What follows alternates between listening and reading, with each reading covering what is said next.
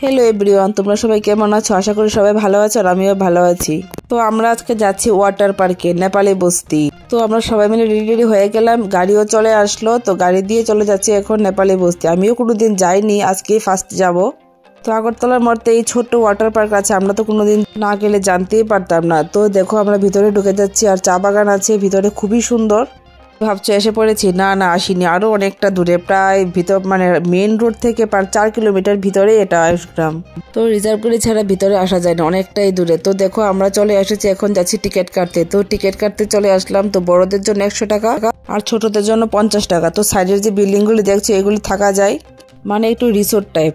তো আমরা টিকিট কেটে এখন ভিতরে চলে যাব। তো দেখো, দেখতে পাচ্ছ কত সুন্দর জায়গাটার, কত বড় এরিয়া নিয়ে করেছে ওয়াটার পার্কটা, ভীষণই সুন্দর।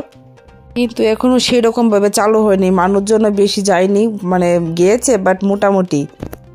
তো আমরা ভিতরে ঢুকে পড়েছি। তো এখন ড্রেস চেঞ্জ করে নেব। তো ড্রেস চেঞ্জিং রুমে চলে গিয়েছি, চেঞ্জ করে এখন চেঞ্জ করে নিলাম। এখন চলে যাচ্ছি মানে ওয়াটার পার্কে স্নান করার জন্য। তো দেখো সুইমিং পুলেও চলে এসেছি। তো বেশি একটা জল নেই, তো সাইডে স্লাইড আছে আর এদিকে সুইমিং পুল আছে। তো দেখো ওরা নেমে পড়েছে আর আমি ভিডিও করছি সবাইকে।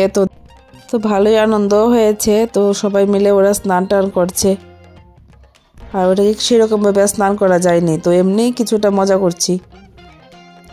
তো এখন আমিও নেমে পড়লাম, তো আমাকেও ওরা ভিডিও করে দিচ্ছে।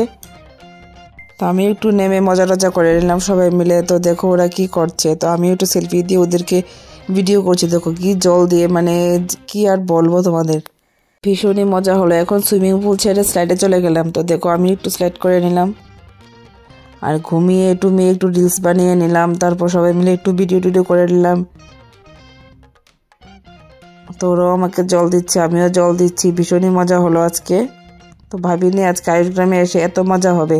তোমরাও আসতে পারো, নেপালি বস্তি দিয়ে একদম সোজা 4 কিলোমিটার ভিতরে, ভীষণই ভালো লেগেছে। তো ওখানেও ক্যান্টিন ছিল, আমরা ক্যান্টিনে খাইনি, কারণ ক্যান্টিনে খেতে গেলে আগে অর্ডার করতে লাগে।